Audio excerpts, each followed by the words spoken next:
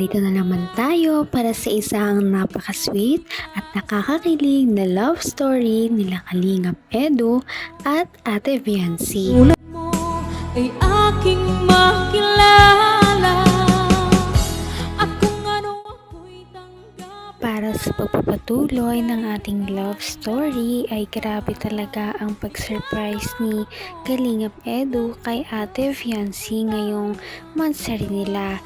Grabe ang mga pahanda at mga regalo niya kay Ate Viancy.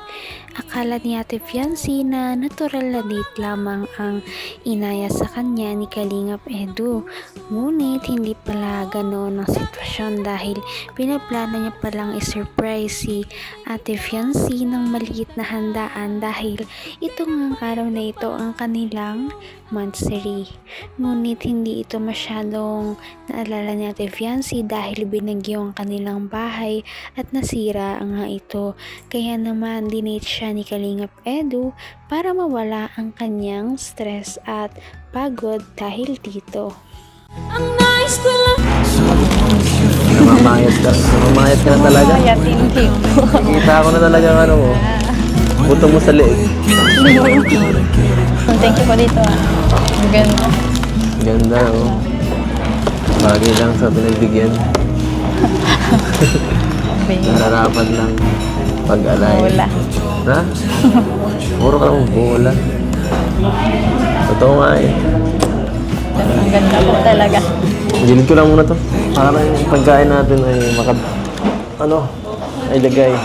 So ayan guys, kain na po kami. Happy Monthsary sa EDC.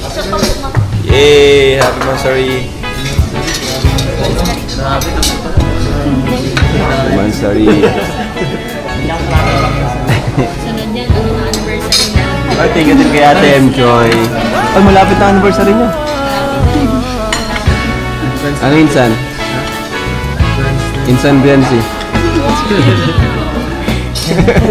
Pwede ka na ba sa Japan? Anniversary? Bakasyon yun. Ganda dun bro! Sana matuloy nga talaga. Guys, sana po mo kasama si Biancy. No? Yung ano lang, asikasuhin natin yung visa niya. Sana makasama. Pag-pray natin guys. Yun, no? Pag hindi tuloy, iba. Grabe at napakagalante naman ng mga supporters ni Ate Viancy dahil binabalak na mag-Japan nga nito kasama si Kalingap Edu sa kanilang anniversary. Lahat ay nag-aabang sa kanilang pasabog sa kanilang anniversary dahil ito ay isang napaka-special na araw dahil ito ang araw ng kanilang pagiging mag-love. Grabe guys. Ito. Kain po tayo.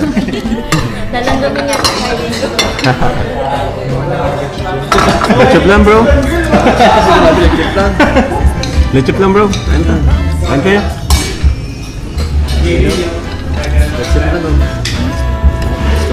Ay. Pambira. Lechop lang. Laki ako ah. Eh.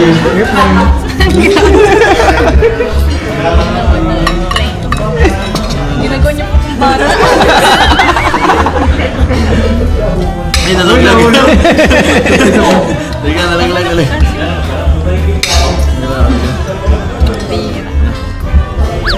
Eh, ganito naman.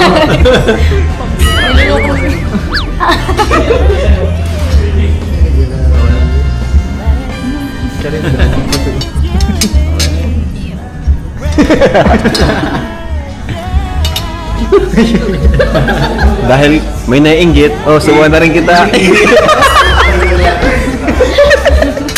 Naiinggit siya kanina. Naiinggit sinubuhan. Mga college ka na Biancy, no? Anong kukunin mong course? Tourism? Paano pag may nag-sponsor sa'yo, maaral ka ng sa Manila, di ba? Kasi doon yung may mga Hindi naman talaga nabigo ang mag-love team na ito sa pagpapakilig sa kanilang mga viewers araw-araw at kada may upload ang Kalingap team. Nakakakilig dahil biniro pa ni Kalingap Edu si Ate Viancy na susubuan niya ito. Nakakatuwa ang kanilang mga kilig moments ngayon dahil talagang komportable na sila. Ng sa Manila, di ba? Kasi doon yung may mga flight attendant tayo. Okay lang sa'yo na LDR kayo? Di ba? LDR yan, ano? Hindi, syempre, kung sakali lang LDR. Open ka ba sa long distance relationship? Sila mama po yung inaano ko po. Ayaw mapalayo kila. Ayaw mo mapalayo. Ayaw mo, no?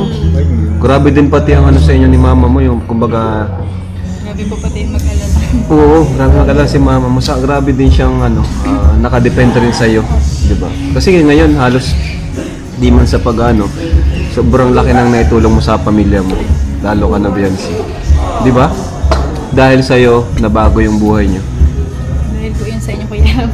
Pero dahil din sa'yo. Kasi ikaw yung na-scout eh. Kami lang yung naging instrumento ni Lord para matulungan ka. And nagustuhan ka ng mga manonood natin, sponsors. Ayaw mong mapalayo kay na mama mo. Dito ka lang sa diet. Paano yun? May gusto pa naman magpa-aral sa'yo sa sa Manila, sa sa UST. Grabe mamahalin. Sa UST bro. Grabe.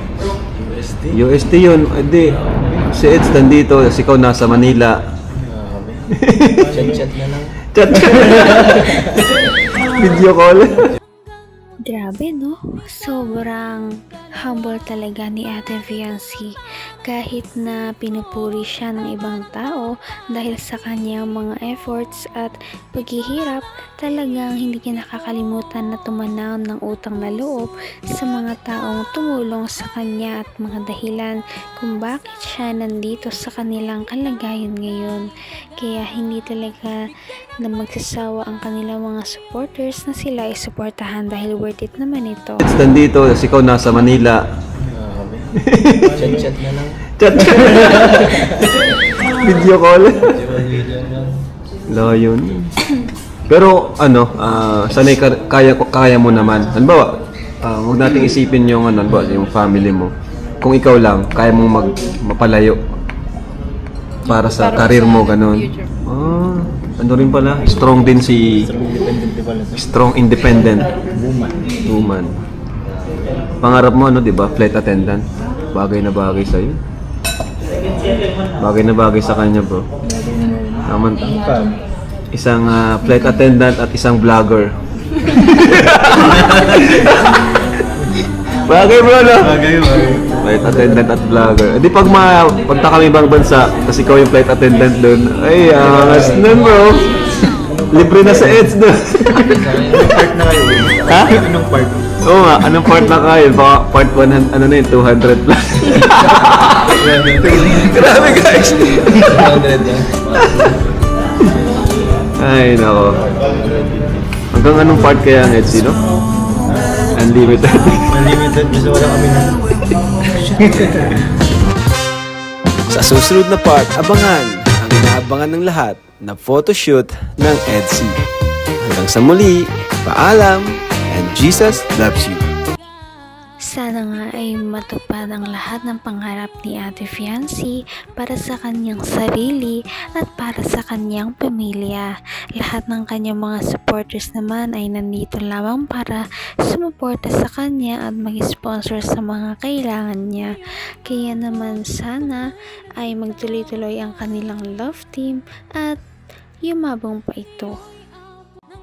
Napaka-sweet talaga nila at napakabait ng tambalang ito kaya maraming sumusuporta. Kaya naman sana ipatuloy natin silang suportahan at mahalin si Viancy, si Kalingap Edu at ang Kalingap team. Yun lamang at maraming salamat sa panonood. Abangan natin kung magkakatuluyan ba talaga si Kalingap Edu at Viancy. Hanggang sa muli! Bye!